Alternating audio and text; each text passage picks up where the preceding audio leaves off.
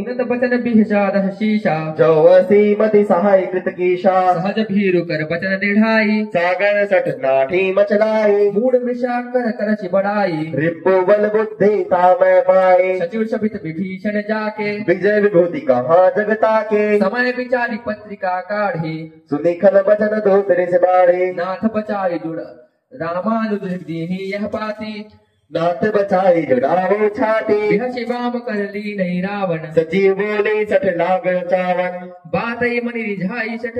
जनि खले सिकुल खीस राम विरोध न उबरसी शरण विष्णु अस ईश गीता जीवन अनुज इव प्रभु पद पंकज भृंग होही की राम सरानल खल कुल सहित पतंग श्यावर रामचंद्र की जय हो।